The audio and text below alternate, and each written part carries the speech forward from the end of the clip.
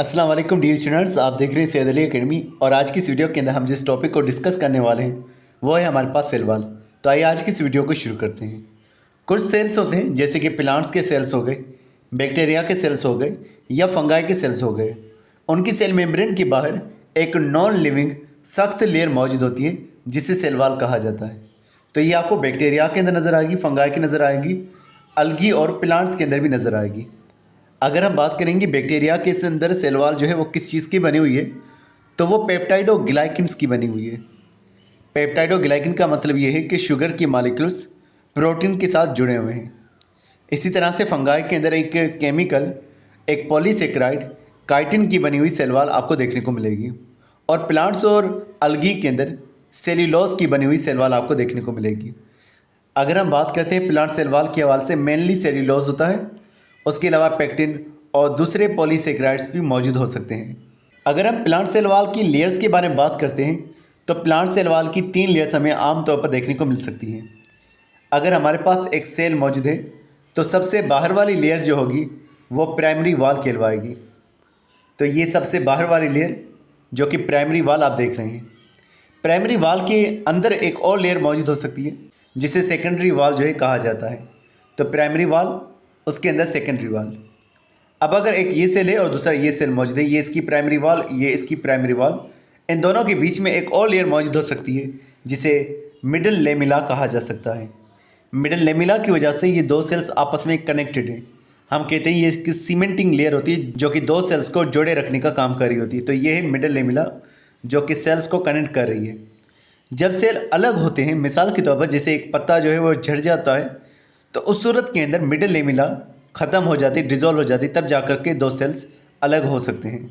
अब एक cell wall के अंदर सोराख भी मौजूद हो सकते हैं और उन्हें हम प्लाज्मोडेस्माटा कहते हैं, जो कि ये वाले सोराख मौजूद हैं। और प्लाज्मोडेस्माटा के ही ज़रिए से, इन सोराखों के ही ज़रिए से जो मटीरियल होता है वो एक सेल से दूसरे सेल में जा सकता है। आमतौर पर जैसे कि हमने कहा कि सेल वॉल सेल्यूलोज की बनी हुई है। जहाँ पर सेल्यूलोज नहीं पहुँचता वहीं पर प्लाज्मोडेस्माटा के सोराख बन जाते हैं। तो सेल मेम्ब्रेन अंदर की तरफ मौजूद है और सेल मेम्ब्रेन के बाहर सेल वॉल आपको देखने को मिलेगी। अब हम बात करते हैं मिडल लेमिला के हवाले से। मिडल लेमिला सबसे पहले बनने वाली लेयर होती है और ये सेल डिवीज़न के टाइम पर ही बन जाती है। मिसाल के तौर पर अगर ये सेल हमारे पास मौजूद है, जब ये डिवाइड होगा तो बीच के अंदर मिडल लेमिला जो है बनती है और मिडल लेमिला गोल्जी बॉडीज़ में से बन रही होती है।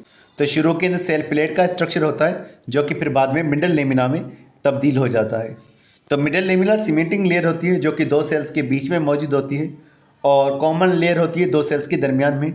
और मिडल लेमिला जब डिज़ोल्व होती है तब सेल्स जो हैं वो अलग हो जाती हैं। मिडल लेमिला की अगर हम कंपोजिशन की बात करेंगे तो कैल्शियम पैक्टेट और मैग्नीशियम पैक्टेट की ये बनी हुई है। किस टाइम पर बनती है? जब सेल डिवाइड हो रहे होते हैं, यानी कि साइटोकाइनेसिस की टाइम पर ये मिडल लेमिला बनती है। फिर हम बात करते हैं प्राइमरी सेल वॉल के बारे में। जो सेल की पहली कवरिंग के तौर पर लेयर मौजूद होगी, बाउंड्री के तौर पर लेयर मौजूद होगी, वो होगी प्राइमरी सेल वॉल और ये मिडल लेमिला की अंदर की तरफ बनती है। मिडल लेमिला पहले बन चुकी होगी, उसकी अंदर की तरफ जो है वो बनने वाली लेयर प्राइमरी सेल वॉल होगी। अब अगर हम बात करेंगे इस प्राइमरी सेल वॉल के हवाले से, तो यंग एंड ग्रोइंग सेल्स के अंदर ये थिन और इलास्टिक होती है, लेकिन जब सेल मैच्योर हो चुका होता है तब ये ज़्यादा स्ट्रॉन्ग और थिक बन जाती है। अगर हम बात करेंगे इसके अंदर कौन कौन सी चीज़ें मौजूद होती हैं, इसके अंदर सेल्यूलोज की माइक्रोफाइब्रिल्स मौजूद होती है। तो ये सेल्यूलोज के धागे जो हैं मौजूद हैं। इनके अरेंजमेंट को क्रिस क्रॉस कहते हैं। एक फाइबर इस तरह से मौजूद है, दूसरी इस तरह से मौजूद है, तो इस तरह के अरेंजमेंट को क्रिस क्रॉस अरेंजमेंट कहते हैं। तो क्रिस क्रॉस अरेंजमेंट में सेल्यूलोज की फाइबर्स मौजूद हैं और उनके बीच में कुछ मॉलिक्यूल्स मौजूद हैं, हेमी सेल्यूलोज, जो इन धागों को आपस में कनेक्ट करने का काम करे। जैसे समझ लें कि जैसे वायर होती है, तो वायर के तौर पर हेमी सेल्यूलोज को कनेक्ट करने का काम कर रहा होता है और पेक्टिन एक सीमेंट के तौर पर उन तमाम चीज़ों को आपस में जोड़े रखने का काम कर रहा होता है। फिर हम बात करते हैं प्लाज्मोडेस्माटा के हवाले से कि कहीं कहीं पर मटेरियल डिपॉजिट नहीं होता, उन जगहों पर ओपनिंग्स बन जाती हैं जिन्हें प्लाज्मोडेस्माटा या सिंगुलर प्लाज्मोडेस्मा कहा जाएगा। तो ये दो सेल्स को आपस में कनेक्ट करके रखेगा, इसके ज़रिए से ही मटेरियल ट्रांसपोर्ट हो पाएगा और सेल में कम्युनिकेशन होती रहेगी। तो ये कम्युनिकेशन चैनल्स होते हैं दो सेल्स के दरमियान में। यहाँ से water ions, nutrients, hormone, signalling molecules जो है वो ट्रांसपोर्ट हो सकते हैं और सेल की एक्टिविटीज़ के बीच में कोऑर्डिनेशन भी ये ला रहे होते हैं। तो प्लाज्मोडेस्माटा के ही ज़रिए से साइटोप्लाज्म दो सेल्स का आपस में कनेक्टेड रह पाता है। एक चीज़ सेल से दूसरे सेल में, एक चीज़ साइटोप्लाज्म से दूसरे सेल के साइटोप्लाज्म में प्लाज्मोडेस्माटा के ही ज़रिए से जा सकती है। मिसाल के तौर पर अगर एक सेल ने पानी को एब्जॉर्ब किया है तो वो दूसरे सेल में पानी प्लाज्मोडेस्माटा के ही ज़रिए से जाने वाला है। फिर हम बात करते हैं सेकेंडरी वॉल के हवाले से। तो ये जो है प्राइमरी वॉल और सेल मेम्ब्रेन के बीच में बनने वाली लेयर होती है। हर सेल में ये मौजूद नहीं होती, आमतौर पर सपोर्टिंग टिश्यूज़ के अंदर या स्केलेटल कायमा के अंदर ये मौजूद होती है। तो आमतौर पर जो आपको लीव्स नज़र आएंगे तो वहाँ पर प्राइमरी सेल वॉल मौजूद होती है, और जो आपको वुड वाला स्ट्रक्चर नज़र आ रहा है वहाँ पर आपको सेकेंडरी सेल वॉल देखने को मिलेगी। तो सेकेंडरी सेल वॉल जो है ज़्यादा थिक और सख्त होती है।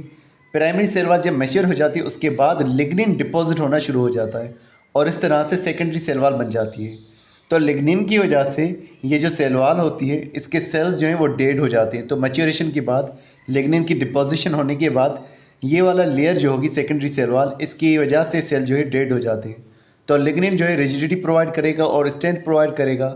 उसके अलावा इसके अंदर कुछ इनऑर्गेनिक साल्ट्स भी मौजूद होंगे जो हार्डनेस को जो है बढ़ाएंगे, और इसके अलावा वैक्सेस भी यहाँ पर जमा हो जाते हैं जिसकी वजह से वाटर लॉस नहीं हो पाएगा।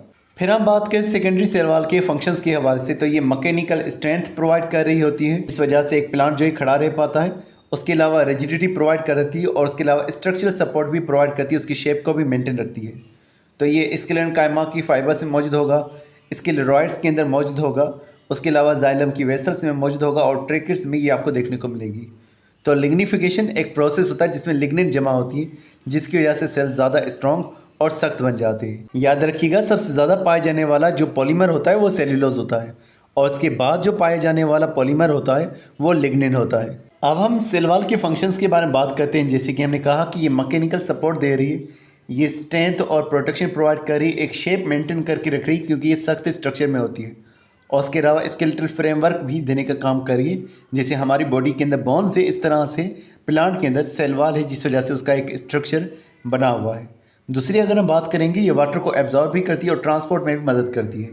इसके अंदर पाए जाने वाला जो पेक्टिन होता है वो हाइड्रोफिलिक इन नेचर होता है जिस वजह से वाटर को अट्रैक्ट कर पाता है। अब वाटर इनके सेल्स के अंदर दाखिल हो जाएगा और ये जो सेल्स हैं वह स्वेल हो जाएंगे, वो फूल जाते हैं।